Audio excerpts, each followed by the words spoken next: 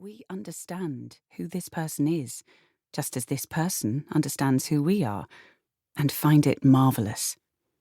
This seems too beautiful to be true. A gift falls into our hands, an intoxicating bond, an immediate and crazily benevolent intimacy with someone who could have been totally unknown to us. This big bang engenders an energy that could take us around the earth 3 times. Here is something like the dice throw in the game of chutes and ladders of my childhood that permits a spectacular shortcut to the summit, while other players continue to progress laboriously from square to square. By making 2 existences mingle, love places the couple's lives into commonality, combined wisdom, life stories, financial resources, heritages, and ways of benefiting from life, their friends and their countries. It multiplies connections and possibilities. Inside our identity, it opens doors we didn't know were there. It lays at our feet the possibility of a new life. I am thinking of a springtime day in Cannes, more than 30 years ago, when my friend Kay invited a young man with brown hair, who for days had been throwing her languorous looks, to join her at the terrace of a cafe. They were both accredited film critics at the Cannes Film Festival. Yes, hard to find a classier venue for a meeting.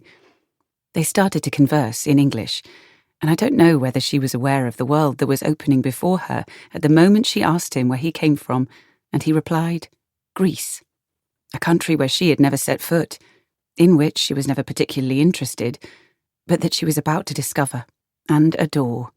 A country where she would live for 7 years, whose language she'd learn, a country to which, even after their divorce, she would continue to return each year before buying a house there. A country to which she would offer a new citizen, in the person of their daughter, whose spirit on that day in the cafe must have trembled because her future parents were sharing a cafe table for the first time. I cannot imagine a better representation of the imprint left by love in our lives than an event that occurred in 2010 at the opening performance of Marina Abramovich's The Artist is Present at the Museum of Modern Art in New York. The setup was as follows. Abramovich, dressed in a long red gown, was seated on a chair in front of a table and another empty chair in a large cleared area. Visitors walked by, sat for a few moments in the other chair, and bore her gaze in silence, then made way for the next person. Without her being forewarned, her former lover and creative partner, the artist Ulay, grey beard, trainers, and black suit, suddenly sat down opposite her. When she raised her head and saw him, her eyes filled with tears that flowed down her cheeks. They had not seen each other since 1988, when they each had walked half of the Great Wall of China to find each other in the middle and say farewell. In the beginning of their relationship, they had thought of getting married there, but didn't, given the time to obtain authorizations, etc.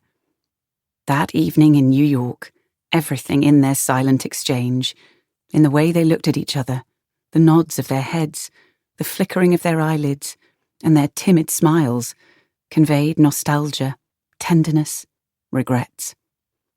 Breaking the protocol of her own performance, Marina Abramovich launched herself forward and offered him her hands, which he took on the table that separated them, while around them the audience burst into applause and cheers. A few years later, Ulay sued his former companion, a lawsuit that he would win, over the rights to one of the works they created together.